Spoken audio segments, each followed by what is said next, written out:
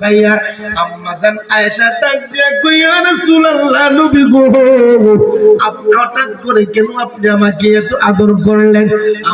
আমার নবী ডাক দিয়া কই আয়েশা তোমার কপাল ভালো, এই কপালটা দিয়ে আমার ওয়াজ করনি পাগলারে দেখছো, এই জন্য আমি আয়েশা ওই তোমার কপালের মধ্যে চুমু খাইছি।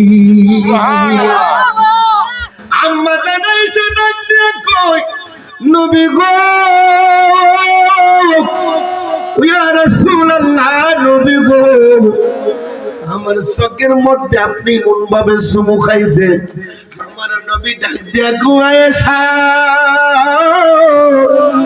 আয়েশা গো তোমার চোখ তোমার ভালো গো আয়েশা, আমি যারা ভালোবাসি গো আয়েশা আমার যে জীবনে দেখছে না ওয়াসাল করনি, তুমি তারে চক্ষু দিয়া দেখছো, এই জন্য আমি তোমার চোখের মধ্যে চুমু খাইছি।